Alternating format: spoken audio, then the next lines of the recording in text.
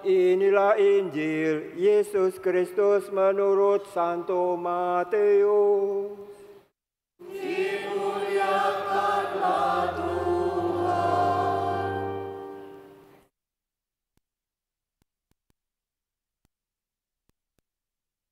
Bab 22 ayat 16 sampai 21.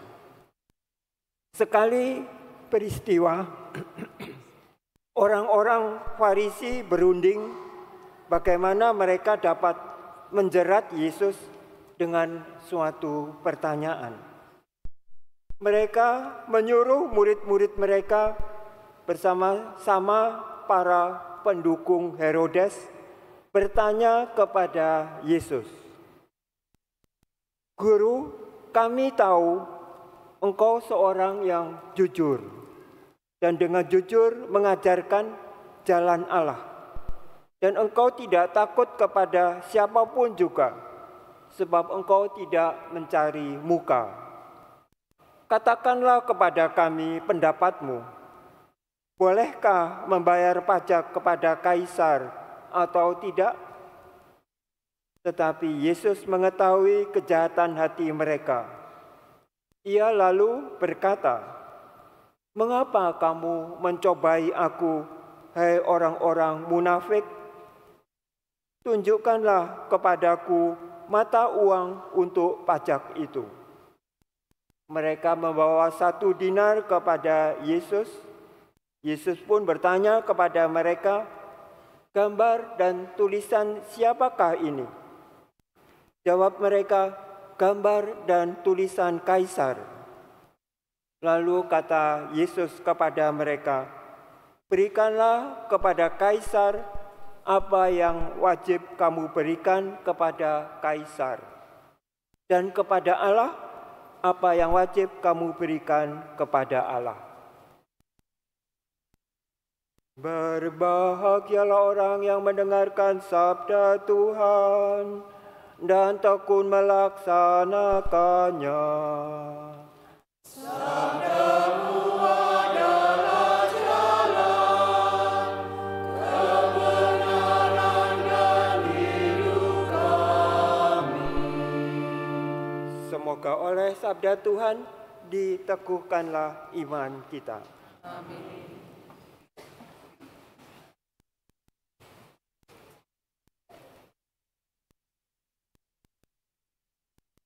Mungkin dan jangan salah tangkap.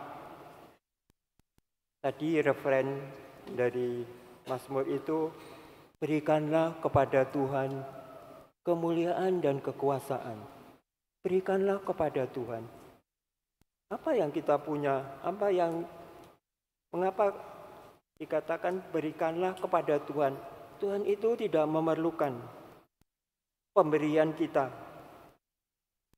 Tetapi mungkin kalimat yang lebih cocok itu, biarkanlah kekuasaanmu dan kemuliaanmu Tuhan terjadi pada kami.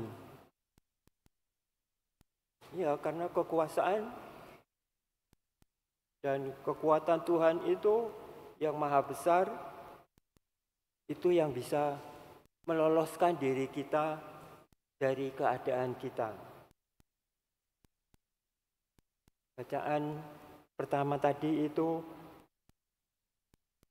memuji Allah, karena Allah itu dengan suatu cara yang ajaib dapat melepaskan penderitaan orang-orang Israel yang ada di Babilonia. Mereka menjadi sandera, menjadi budak-budak di Babilonia. Dan Tuhan membiarkan mereka mengalami itu. Tetapi Tuhan pun yang menolong mereka. Raja Kores, Raja Persia itu mempunyai pikiran, hati yang berbeda dengan para penjajah lainnya. Tuhan memberi hati yang baik kepada Raja Kores dari Persia itu. Persia bisa menduduki Babilonia dan membebaskan orang-orang Israel itu. Dan raja ini raja yang menghormati ibadah atau kepercayaan dari orang-orang yang di bawah kekuasaannya. Raja Persia ini menduduki banyak tempat, termasuk Asia kecil itu, termasuk Syria, Babilonia, bahkan Kanaan itu juga diduduki, tetapi dia tetap menghormati kepercayaan di masing-masing tempat, sehingga ia membolehkan orang-orang Israel itu kembali ke tempatnya. Bahkan diberi bantuan untuk mendirikan kembali Bait Allah di Yerusalem. Nabi itu mengatakan betapa ajaibnya. Di tengah penderitaan umat, doa jeritan mereka didengarkan Tuhan. Lalu mereka dibolehkan kembali ke tanah airnya.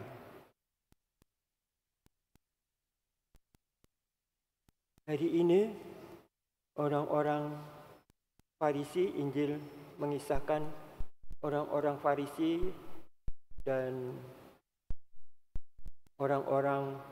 orang-orangnya Herodes. Bersama-sama mereka itu berniat untuk mencobai Yesus, ingin menjerat Yesus. Dan karena itu mereka ingin memperlawankan Yesus dengan kaisar. Kalau dia salah bicara atas kuasa kaisar, mereka itu akan menangkap dia. Tetapi Yesus berkata kepada mereka itu, tunjukkan 1 dinar. 1 dinar, 1 mata uang saja. Ada gambar kaisar di situ.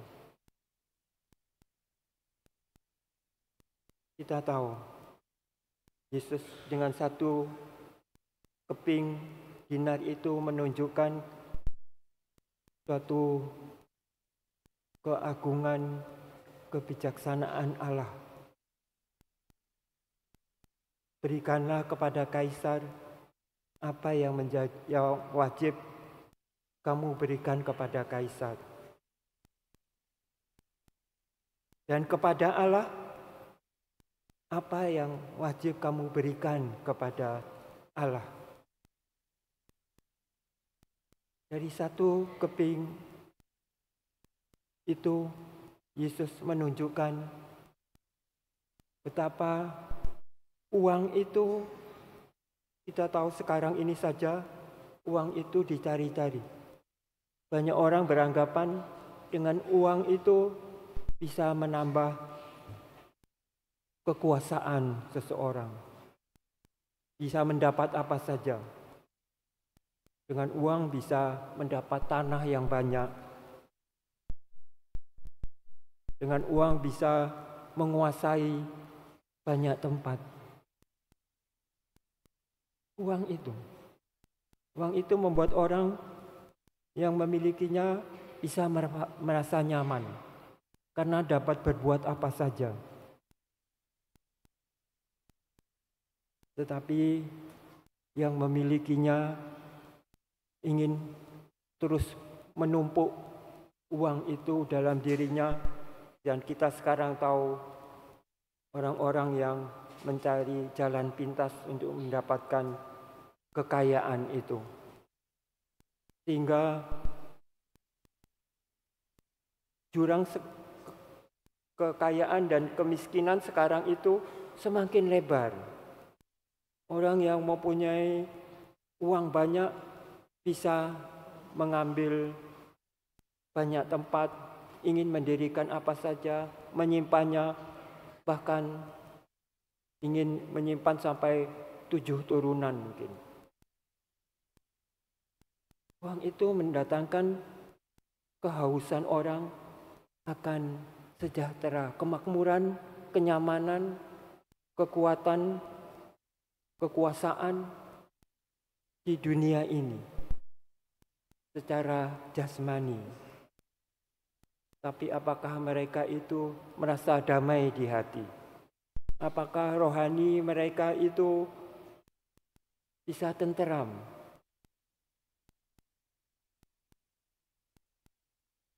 Jasmani dan rohani. Dalam satu mata uang itu Yesus menunjukkan betapa manusia itu jangan melihat hanya jasmani, lahiriah. Dari sekeping uang itu, ketika orang memiliki uang itu bisa berbuat untuk kepentingan jasmani tetapi juga bisa kepentingan rohani. Malah kepentingan rohani itu yang membuat seseorang sungguh-sungguh damai, ketenangan. Ketika ada seseorang berkata kepada Yesus, bagaimana menjadi orang yang baik? Sudahkah engkau menjalankan perintah Allah? Sudah.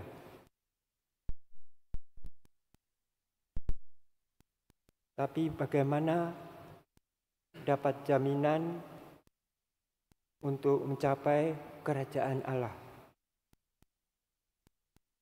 Yesus berkata kepada orang itu, jualah seluruh milikmu dan berikanlah kepada orang miskin.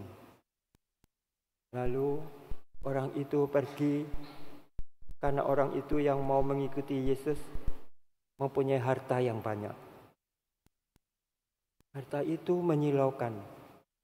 Kadang-kadang orang lupa akan dirinya, merasa berkuasa, merasa dapat memerintah, memiliki suara orang lain untuk kepentingan dirinya sendiri. Lihat saja di mana-mana, pemerintahan memegang kekuasaannya dengan tangan besi. Rakyat yang menderita, yang miskin dilupakannya. Padahal Tuhan itu kepada manusia, Tuhan itu ingin agar kita satu sama lain berbagi di dalam suka dan duka, dalam untung dan malang. Membagi ketika kita beruntung mendapatkan rezeki, jangan lupa rezeki itu dari Tuhan. Hari ini hari Minggu Misi. Kita harus kita hendaknya membawa kekayaan Tuhan kepada dunia ini. Kekayaan Tuhan itu, kekayaan yang utama adalah kekayaan rohani. Rohani. Karena Tuhan itu ingin agar dunia ini menjadi seperti di surga bila kita membawa misinya dengan benar. Misi Tuhan itu kepada kita supaya kita pertama-tama berbagi di dalam suka dan duka. Apa gunanya memiliki seluruh dunia ini apabila hatimu sendiri bukan hati yang baik, bukan yang dikehendaki Allah, Tuhan kita itu. Maka bersyukurlah kita. Hari ini kita disadarkan oleh Tuhan Yesus. Berikanlah kepada Allah apa yang wajib kamu berikan kepada Allah. Apa yang wajib kita berikan kepada Allah? Paulus bersama dengan sahabat-sahabatnya itu mengatakan kepada kita supaya kita pertama-tama itu percaya akan Allah yang Maha Agung, yang Maha Besar, yang Maha Kuasa, yang memberi kepada kita kesempatan untuk berbuat kebaikan.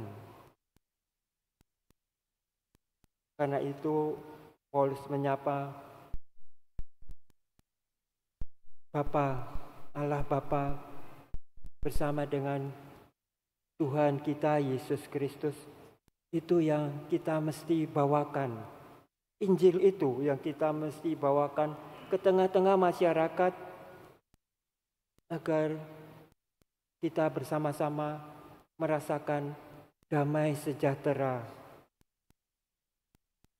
Itu yang dikatakan Paulus kepada kita. Mempunyai hati yang percaya akan Roh Kudus. Bila rohani kita itu dipenuhi dengan Roh Kudus, maka kita itu bergerak, beraksi untuk kedamaian dunia ini. Dunia yang selama ini lihat saja pertentangan. Bahkan di antara kita ini karena ingin memilih orang yang paling berkuasa di Indonesia ini, lalu berebutan. Pikiran kita itu dijauhkan dari apa yang diperlukan oleh masyarakat dunia ini. Mari kita bersyukur karena Allah itu menemani kita. Dan kepercayaan kita itulah yang membuat kita sejahtera. Allah itu tidak mempunyai apa-apa yang diberikan untuk menjadi jasmani yang kaya raya, tetapi memberikan hati dan budi yang mesra kepada sesamanya.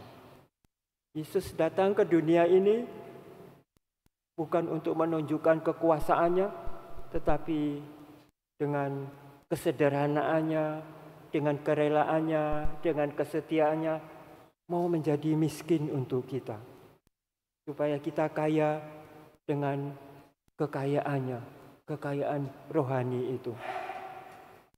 Mari kita bersyukur, karena Tuhan kita Yesus Kristus itu memberi kepada kita kekuasaan yang baru, kekuasaan rohani, kekuasaan yang membuat kita tahan uji dalam menghadapi hidup ini. Baik kelimpahan maupun kekurangan, baik kelaparan maupun kekenyangan, aku sudah alami, kata Paulus. Yesus menunjukkan sendiri bahwa ia rela untuk membagikan dirinya kepada kita. Dirinya itu dibagikan kepada kita. Ia mengajak kita supaya bersama-sama dengan dia, bersatu dengan dia. Dia tidak mau dilayani, tetapi ia mau agar kita melayani semua sesama kita. Sesama kita. Dalam diri sesama itu tampak wajah Yesus Tuhan kita itu yang menderita. Kita tahu dunia ini menderita karena orang tidak mau membagi kekayaan rohani itu kepada sesamanya. Tidak mau membagi waktu, tidak mau membagi kenyamanannya. Sudah nyaman, sudah sejahtera, apalagi? Tapi tidak ingin berbuat untuk sesama. Yesus memerlukan aksi kita. Beraksi bukan di masyarakat dengan kemewahan, tetapi dengan kenikmatan surgawi. Itu yang dibutuhkan penduduk dunia ini. Supaya tidak ada lagi kebencian yang merana di mana-mana, penderitaan karena kelaparan, karena kekurangan tanah. Lihat saja, tanah itu dimiliki oleh orang yang mempunyai kekayaan besar. Di setiap negeri itu selalu terjadi pertentangan antara yang tidak punya tanah untuk tempat tinggal, yang tidak punya sesuatu untuk dimakan rezekinya karena penindasan oleh orang-orang yang mempunyai kekuatan dan kekuasaan duniawi. Semoga kita menyadari dan kita beraksi membawa misi Kristus ke dunia ini, supaya semua orang hatinya menjadi nyaman. Amin.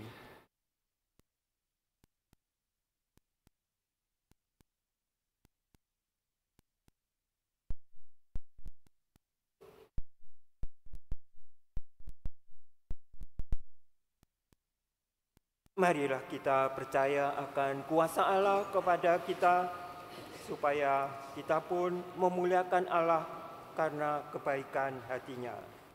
Aku percaya akan Allah, Bapa yang Maha Kuasa, pencipta langit dan bumi, dan akan Yesus Kristus Putranya yang tunggal Tuhan kita, yang dikandung dari Roh Kudus, dilahirkan oleh Perawan Maria, yang bersyarat dalam pemerintahan Pontius Pilatus, disalibkan, wafat dan dimakamkan, yang turun ke tempat penantian, pada hari ketiga bangkit dari antara orang mati, yang naik ke surga, duduk di sebelah kanan Allah Bapa yang Maha Kuasa. Dari situ ia akan datang mengadili orang hidup dan mati. Aku percaya akan Roh Kudus, Gereja Katolik yang kudus, persekutuan para kudus, pengampunan dosa, kebangkitan badan, kehidupan kekal. Saudari-saudara kekasih, marilah kita dengan segenap hati memanjatkan doa kita kepada Allah yang Maha Pengasih dan Penyayang. Kristus telah bersabda, "Berikanlah kepada Kaisar apa yang wajib kamu berikan kepada Kaisar, dan kepada Allah apa yang wajib kamu berikan kepada Allah." Marilah kita panjatkan doa-doa kepada Allah yang Maha Kasih, tempat setiap doa dikabulkan dan beban hati diringankan. Bagi gereja, semoga karya pelayanan dan cinta kasih gereja bagi masyarakat menjadi tanda cinta kasihnya kepada manusia. Buatlah umatnya selalu tekun mendengarkan sabda dan melaksanakan kehendaknya. Marilah kita mohon. Dengarkanlah umat-Mu. Bagi para uskup dan imam, semoga para uskup dan imam selalu memberi harapan dan semangat kepada umat Allah untuk selalu setia kepadanya dan tekun mewartakan kerajaannya bagi dunia. Marilah kita mohon. Dengarkanlah umat. Bagi hubungan gereja dan negara, semoga Bapa memberkati gereja dan negara agar dapat bekerja sama dengan baik dalam pembangunan masyarakat adil dan makmur merata. Berkatilah juga umatnya untuk semakin berani terlibat untuk membangun negara sebagai bagian dari perwujudan iman kepadanya. Marilah kita mohon. Bagi kaum muda yang menentang masyarakat dan melarikan diri dari keluarga mereka, semoga Bapa mendampingi kaum muda yang tidak puas akan situasi masyarakat dan keluarga, sehingga mereka dapat tumbuh secara kreatif untuk mempersiapkan diri dalam mewartakan kerajaannya di tengah-tengah masyarakat kita. Marilah kita mohon. Dengarkanlah umat. Bagi kita bersama, semoga Bapa memberkati kita agar dapat membawakan sukacita dan harapan dalam hidup bersama, dan berani terlibat dalam menegakkan kebenaran, keadilan, dan kejujuran dalam hidup bersama. Marilah kita mohon. Bagi para misionaris di seluruh dunia, semoga para misionaris selalu merasa gembira dalam tugas dan karya misi, serta dijauhkan dari rasa putus asa tatkala mengalami kesepian, kebimbangan, dan kebuntutan dalam karya. Marilah kita mohon. Dengarkanlah umat-Mu. Bagi anak-anak misioner, semoga semakin banyak anak dan remaja ikut terlibat dalam aneka kegiatan gereja, baik di lingkungan, paroki maupun keuskupan, melalui tindakan menabur kebaikan, berbagi kasih dan solidaritas bagi teman yang membutuhkan. Marilah kita mohon. Ya Bapa yang kekal, Engkau mengenal kami, cita-cita akan kebaikan, sukacita dan kebahagiaan